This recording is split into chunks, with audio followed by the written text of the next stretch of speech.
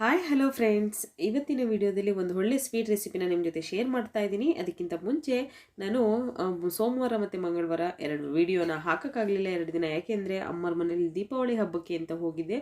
So sorry, ನಾನು ಇನ್ನು ಮುಂದೆ ಡೈಲಿ ಕಂಟಿನ್ಯೂ ಆಗಿ ನಿಮಗೆ ವಿಡಿಯೋನ ಶೇರ್ ಮಾಡ್ತೀನಿ. ಸೊ ನನ್ನ ವಿಡಿಯೋನ ಇಷ್ಟ ಆದರೆ ಪ್ಲೀಸ್ ನನ್ನ ಚಾನಲ್ನ ಸಬ್ಸ್ಕ್ರೈಬ್ ಮಾಡ್ಕೊಳ್ಳಿ ಫ್ರೆಂಡ್ಸ್. ಓಕೆ, ಇವತ್ತು ನಾನು ಒಂದು ಸ್ವೀಟ್ ರೆಸಿಪಿನ ನಿಮ್ಮ ಜೊತೆ ಶೇರ್ ಮಾಡ್ತಾ ಇದ್ದೀನಿ. ಇದಕ್ಕೆ ನಾವು ಗ್ಯಾಸ್ ಕೂಡ ಹಚ್ಚದಲ್ಲೇ ಮೂರು ಸಾಮಗ್ರಿಗಳನ್ನು ಉಪಯೋಗಿಸಿ ಒಂದು hi hello friends, welcome back to Aadya colourful. ನಾನು ಸುಮಾ. ಫ್ರೆಂಡ್ಸ್, ಈ ಸ್ವೀಟ್ ಮಾಡೋದು ತುಂಬಾ ಈಸಿ. ಕೇವಲ ಮೂರು ಸಾಮಗ್ರಿ ಬೇಕು. ಹಾಗೆ ಕೋವಾ ಬೇಡ, ಇದಕ್ಕೆ ತುಪ್ಪ ಬೇಡ, ಮತ್ತು ಗ್ಯಾಸ್ ಅಂತೂ ಬೇಡ. ಸೊ ಹೇಗೆ ಮಾಡೋದು ಅಂತ ನೋಡೋಣ ಬನ್ನಿ. ಮೊದಲನೇದಾಗಿ ಈಗ ನಾನು ಒಂದು ಬೌಲ್ ತೊಗೊಂಡಿದ್ದೀನಿ. ಇದಕ್ಕೆ 1.5 ಕಪ್ ಆಗೋಷ್ಟು ನಾನು ಇಲ್ಲಿ ಡಿಸ್ಕೆಟೆಡ್ ಕೋಕೋನಟ್ ಪೌಡರ್ನ ತೊಗೊಂಡಿದ್ದೀನಿ. ಕೊಬ್ಬರಿ ತುರಿ, ಓಕೆ, ಇಷ್ಟನ್ನು ತೊಗೊಂಡು ನೋಡು 1.5 ಕಪ್ ತೊಗೊಂಡಿದ್ದೀನಿ. ಅದಕ್ಕೆ ಅರ್ಧ ಕಪ್ ಆಗೋಷ್ಟು ನಾನು ಹಾಲನ್ನು ಮಿಕ್ಸ್ ಮಾಡ್ಕೊಳ್ತಾ ಇದ್ದೀನಿ. ಈ ಹಾಲಿಗೆ ನೀರನ್ನು ಆ್ಯಡ್ ಮಾಡಿಲ್ಲ. ಓಕೆ, ಅದೇ ಕಪ್ಪಲ್ಲಿ ಅರ್ಧ ಕಪ್ ಆಗೋಷ್ಟು ಕಂಡೆನ್ಸ್ ಮಿಲ್ಕ್ನ ತೊಗೊಂಡಿದ್ದೀನಿ. ಸೊ ಕಂಡೆನ್ಸ್ ಮಿಲ್ಕ್ ಹೇಗೆ ಮಾಡ್ಕೊಳ್ಳೋದು ಅಂತ ನಿಮಗೆ ಗೊತ್ತಿಲ್ಲ ಅಂದರೆ ನಾನು ಡಿಸ್ಕ್ರಿಪ್ಷನಲ್ಲಿ ಲಿಂಕ್ ಹಾಕಿರ್ತೀನಿ. ಸೊ ಅಲ್ಲಿ ನೀವು ಚೆಕ್ ಮಾಡಿ ಫ್ರೆಂಡ್ಸ್.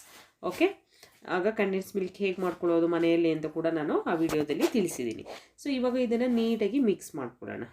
ಓಕೆ, ನಾವು ಹಾಲು ಮತ್ತು ಕಂಡೆನ್ಸ್ ಮಿಲ್ಕು ಹಾಗೆ ಕೊಬ್ಬರಿ ತುರಿ ಇಷ್ಟನ್ನು ಕೂಡ ಈಗ ನಾನು ಮಿಕ್ಸ್ ಮಾಡ್ಕೊತಾ ಇದ್ದೀನಿ. ನೀಟಾಗಿ ಮಿಕ್ಸ್ ಮಾಡೋಣ. ತುಂಬ ಅಂದರೆ ಫ್ರೆಂಡ್ಸ್ ತುಂಬ ಚೆನ್ನಾಗಿರುತ್ತೆ ಇದು. ಈ ಸ್ವೀಟ್ ಅಂತಂದರೆ ಇದರಲ್ಲಿ ನಾವು ಗ್ಯಾಸನ್ನು ಉಪಯೋಗಿಸ್ತಲೇ ಮಾಡ್ತಿರೋ ಅಂತಹ ಸ್ವೀಟ್ ಆಗಿರೋದ್ರಿಂದ ಎಲ್ಲರಿಗೂ ಕೂಡ ತುಂಬಾ ಇಷ್ಟ ಆಗುತ್ತೆ. ನಾವು ಫ್ರೀ ಇದ್ದಾಗ ಕೂಡ ಇದನ್ನು ಮಾಡಿ ಸ್ಟೋರ್ ಮಾಡಿ ಇಟ್ಕೋಬೋದು. ಓಕೆ, ಈಗ ನೋಡಿ ನಾನು ಈಗ ಕೊಬ್ಬರಿನ ನಾವು ಮಿಕ್ಸ್ ಮಾಡ್ಕೊಂಡಿದ್ದೀನಲ್ಲ, ಅದರಲ್ಲಿ 2 ಭಾಗ ಮಾಡ್ಕೊತಾ ಇದ್ದೀನಿ. ಈಗ 1 ಭಾಗದಷ್ಟು ನಾನೀಗ ತೆಗೆದಿಟ್ಕೊಳ್ತಾ ಇದ್ದೀನಿ, ನೋಡ್ತಾ ಇದ್ದೀರಲ್ಲ. ಸೊ ಅದನ್ನು 1 ಬೌಲಿಗೆ ನಾವು ಇವಾಗ ತೆಗೆದಿಟ್ಕೊಳ್ಳೋಣ.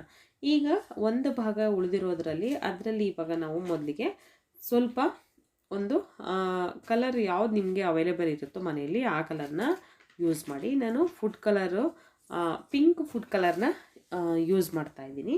ಸೊ ಈಗ ನೋಡಿ ಪಿಂಕ್ ಕಲರ್ನ ನಾನು ಹಾಕ್ಕೊಂಡು ಇವಾಗ ನೀಟಾಗಿ ಮಿಕ್ಸ್ ಮಾಡ್ಕೋತಾ ಇದ್ದೀನಿ. ಸೊ ಎಲ್ಲೂ ವೈಟಾಗಿ ಇರಬಾರ್ದು ಫ್ರೆಂಡ್ಸ್, ಹಾಗಾಗಿ ಪೂರ್ತಿ ನೀಟಾಗಿ ಮಿಕ್ಸ್ ಮಾಡ್ಕೋಬೇಕು. ಇದನ್ನು ಪಿಂಕ್ ಕಲರ್ ಹಾಕಿದ್ದೀನಿ ನಾನು. ನೋಡಿ, ಪಿಂಕ್ ಸ್ವೀಟ್ ಅಂತ ಕೂಡ ಇದನ್ನು ಕರೀತಾರೆ. ತುಂಬ ಅಂದರೆ ತುಂಬ ಚೆನ್ನಾಗಿರುತ್ತೆ. ಸೊ ನೋಡ್ತಾ ಇದ್ದೀರಲ್ಲ, ಇವಾಗ ಎಲ್ಲ ಕಡೆನೂ ಮಿಕ್ಸ್ ಆಗಿದೆ ಇದು ಕರೆಕ್ಟಾಗಿ.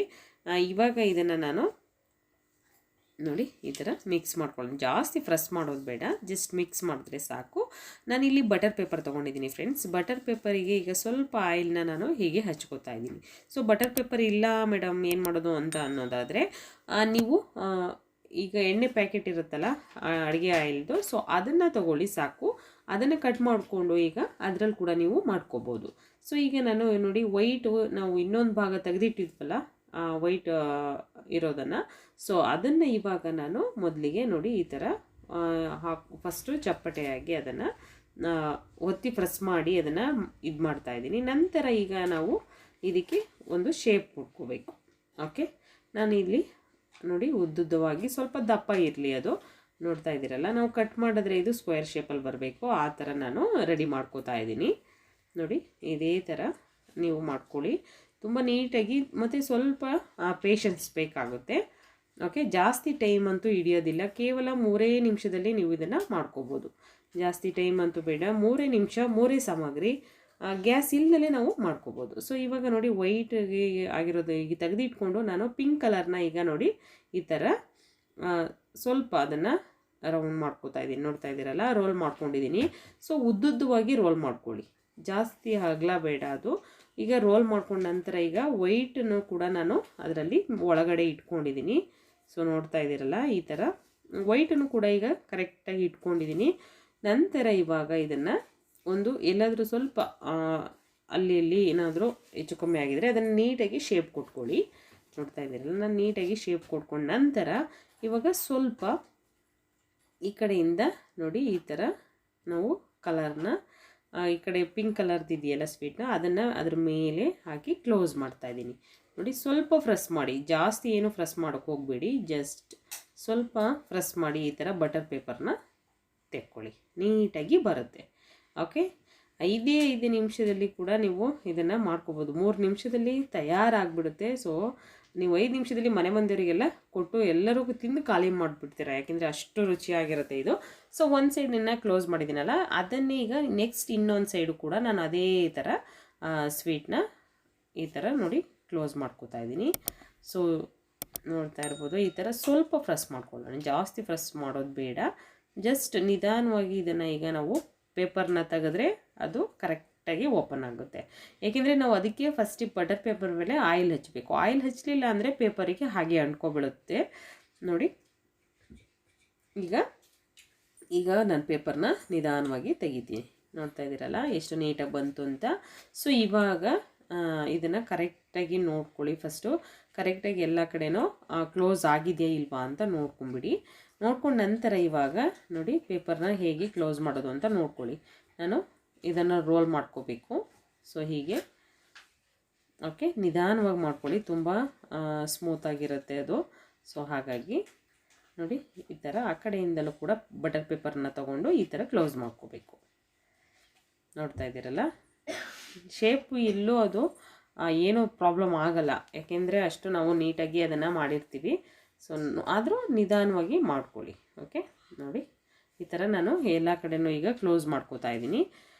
ಎರಡು ಕಡೆ ಪೇಪರ್ನ ಈಗ ಕ್ಲೋಸ್ ಮಾಡಿ ಇದನ್ನು ನೋಡಿ ಈ ಥರ ಸ್ವಲ್ಪ ಅದನ್ನು ಈ ಥರ ಈಗ ಪೇಪರ್ ಸೈಡಲ್ಲಿ ಇರುತ್ತಲ್ಲ, ಸೊ ಅದನ್ನು ಈ ಥರ ಕ್ಲೋಸ್ ಮಾಡ್ಕೊಳ್ಳಿ ಸೈಡಲ್ಲಿ. ಓಕೆ, ಎರಡೂ ಕಡೆನೂ ಹಾಗೆ ಮಾಡ್ಕೊಳ್ಳಿ. ಹಾಗೆ ಮಾಡಿಕೊಂಡು ಇದನ್ನು ನಾವು ಫ್ರಿಡ್ಜಲ್ಲಿ ಇಡಬೇಕಾಗುತ್ತೆ. ಸುಮಾರು ಒಂದು 2 ಅವರ್ ಅಥವಾ 2ರಿಂದ 3 ಅವರ್ ಇಟ್ಟರೆ ಸಾಕು. ನೀವು ಜಾಸ್ತಿ ಏನೂ ಬೇಡ.